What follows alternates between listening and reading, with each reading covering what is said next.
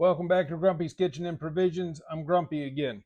So today we're going to do the last example of what we're going to do with our cube steak. So we're going to do a traditional country fried steak and or chicken fried steak. So, and this is inspired by a dear family friend, Mama Patty, if you're out there. This is a salute to you and your recipe. Cube steak, I'm going to season obviously with Grumpy's go-to, both sides, like so. Then I'm going to put it on my plate of flour. That's just a quarter cup of flour.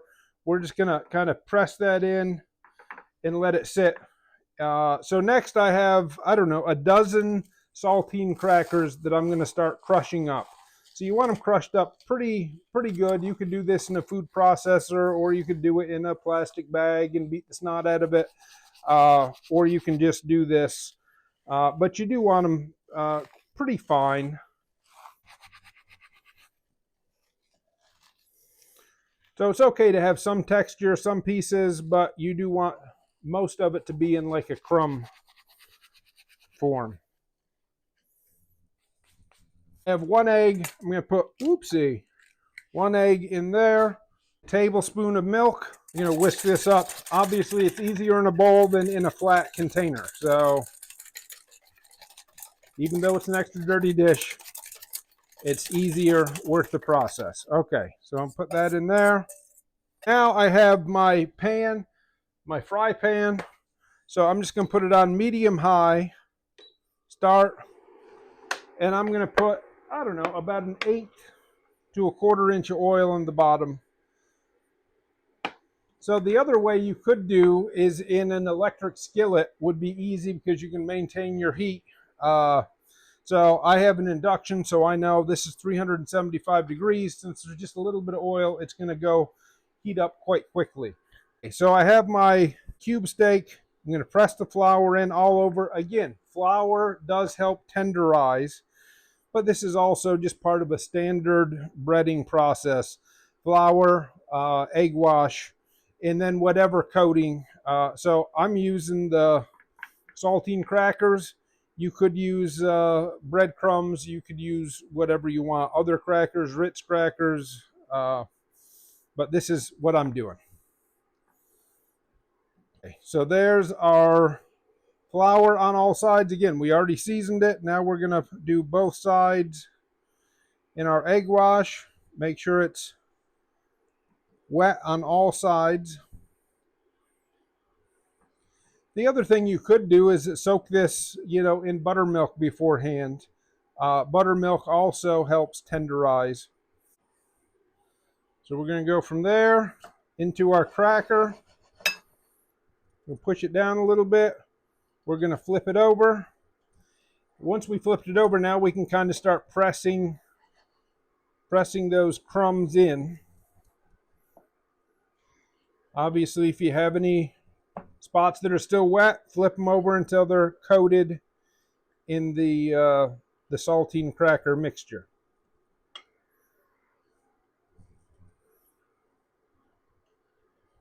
And you could do this process ahead of time and have them in the refrigerator before you fried. But we're going to go straight in. Okay, so that 10 or 12 crackers was just about enough for this one country fried steak.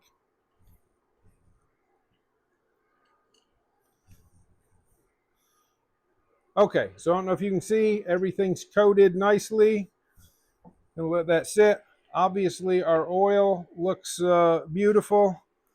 I'm going to turn this down. I want it right at 350, 360.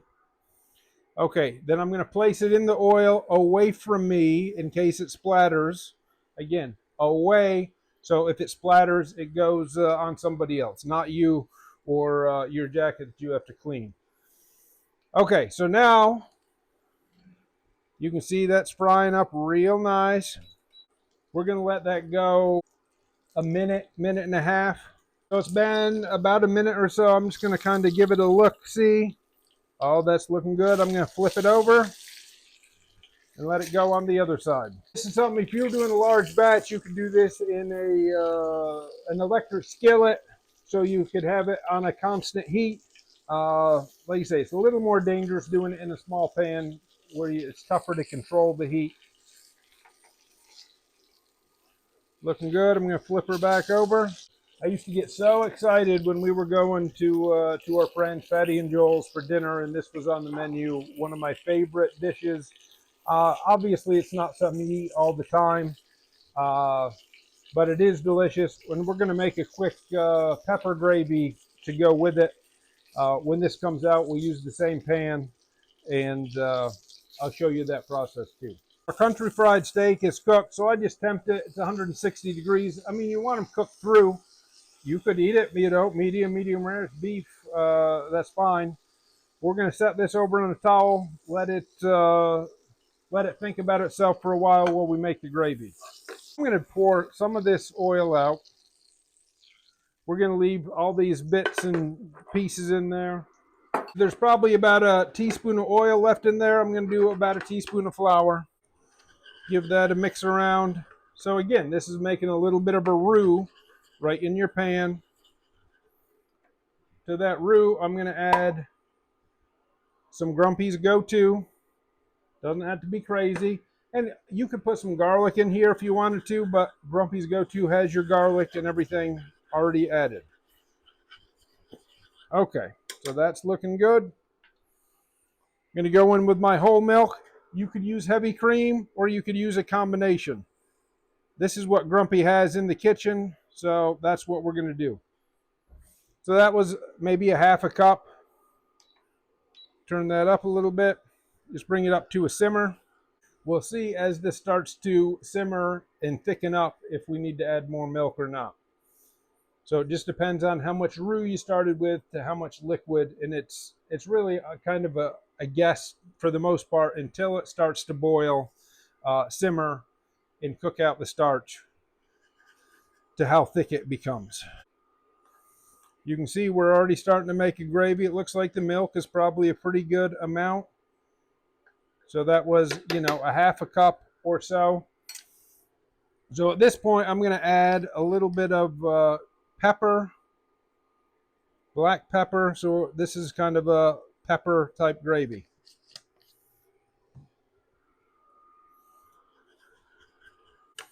Turn that down. Let's check the consistency. Look at that. That gravy is starting to look delicious. Let's have a taste. Ooh, she's a hot one.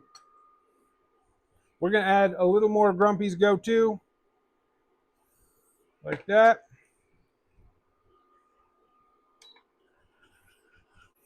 So, and it's good to let this, as we're making this is resting because it's been pretty tired after cooking all that time. And everything is kind of reabsorbing back into the meat.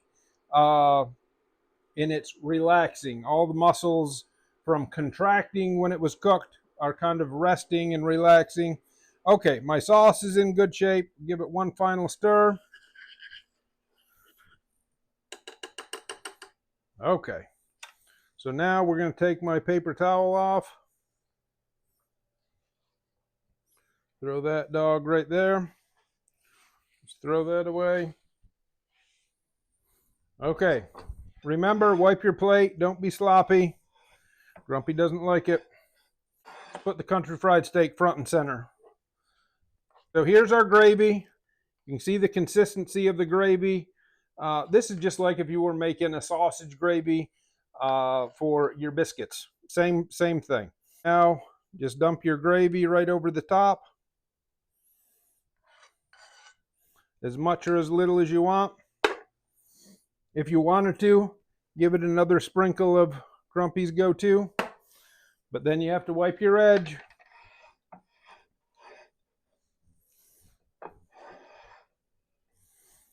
Look at that. Doesn't that look delicious? Grumpy's country fried / chicken fried steak with a pepper gravy, all with some Grumpy's Go-To and a few other simple ingredients. So let's get our fork. Let's get our knife. And let's have a cut into it and see what it looks like. So there you go. country fried steak. Let's give it a cut, take a bite. Make sure you get the crust, because that's what it's all about, is the crust.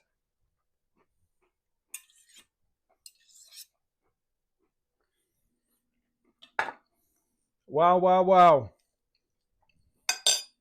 That is delicious. Takes me right back to Mama Patty's table. So give it a try. It's not something you eat all the time, a couple times a year, but it's worth the effort. Until next time, I'm grumpy and grateful for you to continue to follow, like, and share. Have a great day.